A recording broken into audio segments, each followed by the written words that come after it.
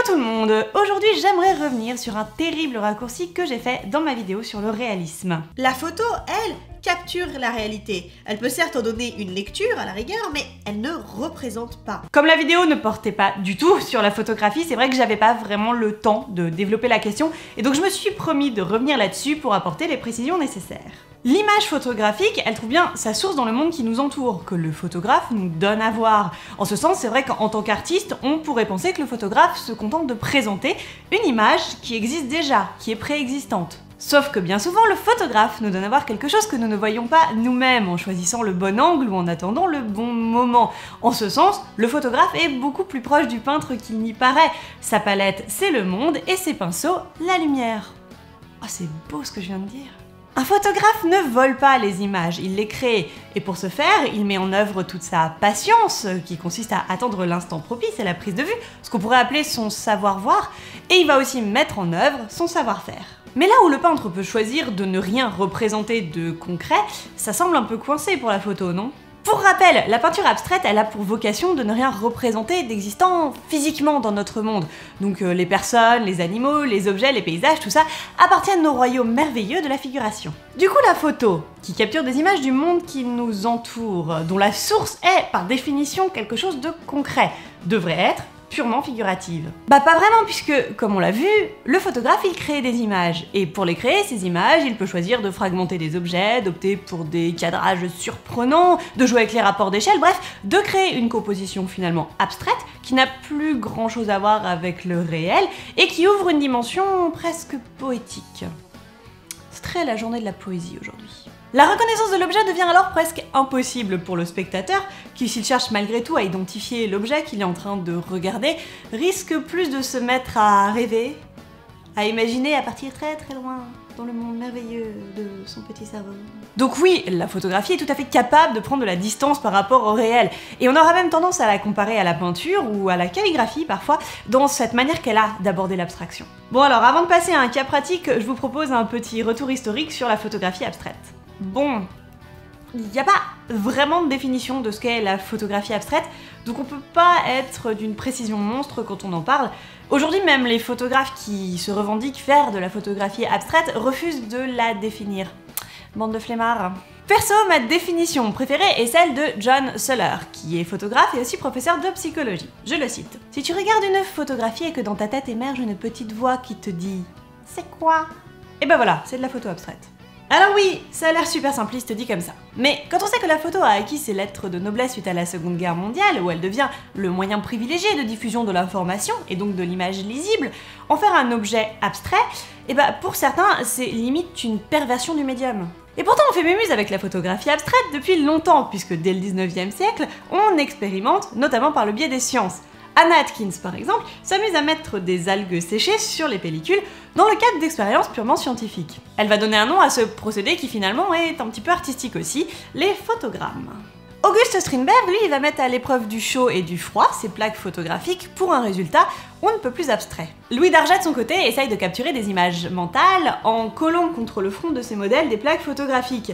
Oui, c'est farfelu, mais finalement, quand on y pense, la radio n'est pas loin. Au XXe siècle, avec l'impressionnisme et tous les mouvements qui vont le suivre, les photographes prennent conscience de l'intérêt, et parfois aussi du dégoût, que suscite l'abstraction chez les spectateurs. Stiglitz, Paul Strand, Edward Steichen s'amusent tous à expérimenter la photographie abstraite de sujets concrets. Avec ses photographes, Alvin London Coburn, oui c'est la fête des noms, expérimente l'utilisation d'un prisme multiface dans ses appareils photo. À partir de là, la liste des photographes ayant expérimenté avec l'abstraction, souvent sous l'influence des avant-gardes artistiques, coucou, futurisme, cubisme, surréalisme, tout ça, est juste beaucoup trop longue pour que je sois exhaustive. Du coup, je vais vous mettre une liste d'artistes de référence dans la description, et libre à vous de la consulter pour assouvir votre curiosité. On arrive au 21e siècle et sans surprise, la démocratisation de l'informatique va avoir son petit impact sur le monde merveilleux de la photo. Pour faire de la photo abstraite, maintenant, plus besoin de jouer les apprentis chimistes ou de bidouiller sa pellicule. Et du coup, la frontière entre artistes dits traditionnels et photographes est rendue complètement caduque par ces nouveaux procédés. À nouveau, j'ai pas être exhaustive et je vais pas vous faire un long listing de photographes, tout sera dans la description si ça vous intéresse. À la place, je vous propose qu'on aille discuter un petit peu avec un artiste pour qu'il nous parle de son rapport et de son approche de la photo abstraite. Il s'appelle Valerio Fillier, il est originaire de Livourne en Italie. Je le rencontre à l'occasion du concours La Quadrata, organisé par la galerie italienne Il Melograno Art Gallery. Et je suis bien contente parce que j'étais membre du jury, que j'ai voté pour lui et que ce concours, il l'a gagné. Bravo! Je suis tombée sous le charme de ces photos qui sont influencées par la peinture de Jackson Pollock, oui, encore lui, décidément on en parle souvent, et de la calligraphie japonaise, et je suis vraiment ravie qu'il puisse nous en parler un peu plus. Alors ça va être merveilleux, parce que c'est dans sa langue natale, l'italien, avec des petits sous-titres. Merci à Giorgia d'ailleurs pour la traduction.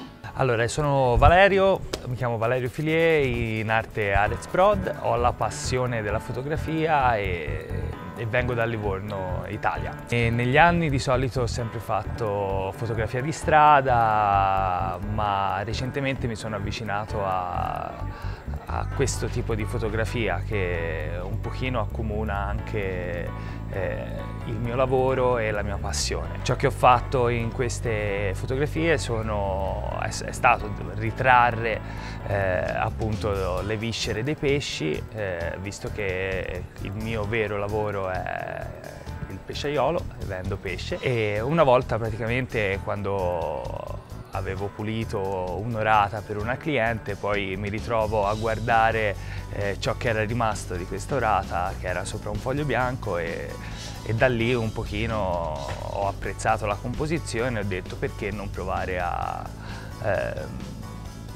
fotografare con altri tipi di composizioni, appunto, e abbinare sia questa cosa e sia il mio lavoro. La mia passione nasce da mio padre, che aveva l'hobby della pittura e della fotografia. Nel corso degli anni l'ho sempre guardavo le sue opere, mi sarebbe sempre piaciuto comunque anche avvicinarmi a questo tipo di hobby.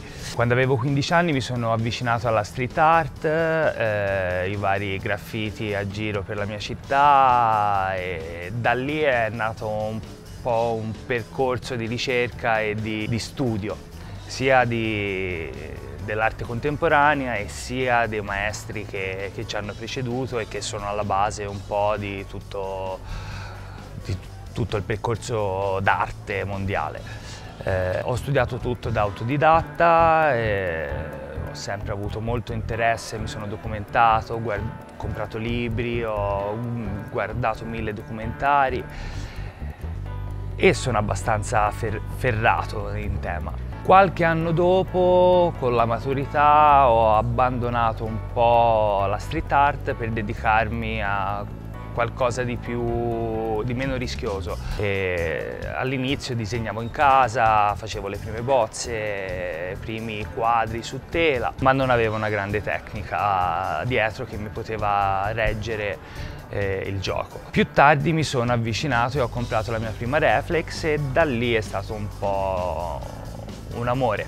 Infatti sono 5 anni che bene o male tengo in mano macchine fotografiche, e è veramente un grande amore.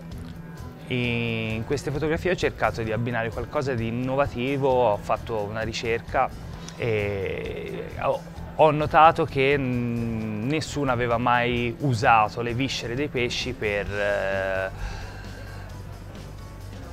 fornire una composizione particolare. Tra i miei artisti preferiti non posso che non citare Pollock, che è, diciamo, alla base del lavoro che ho fatto. E niente, in tutte queste foto che ho fatto ho cercato appunto di mettere la mia passione per l'arte, la mia passione per la fotografia e la mia passione per il lavoro, che comunque è quello che fa andare avanti la mia vita. Voilà, j'espère que la vidéo vous a plu. Si c'est le cas, n'oubliez pas le like, le partage, le commentaire soyeux, tout ça, ça fait vivre la chaîne. Et puis n'hésitez pas, il y a toujours une page Tipeee. Je tenais à remercier Valerio d'avoir répondu à mes questions, un grand merci à Giorgia pour les sous-titres, et bien sûr un énorme merci à Il Melograno Art Gallery de m'avoir permis de rencontrer Valerio, de faire cette vidéo, et en fait juste de me donner l'occasion de parler de photographie abstraite, parce qu'il fallait le faire. Et puis quant à moi, je vous dis à bientôt pour encore plus d'art.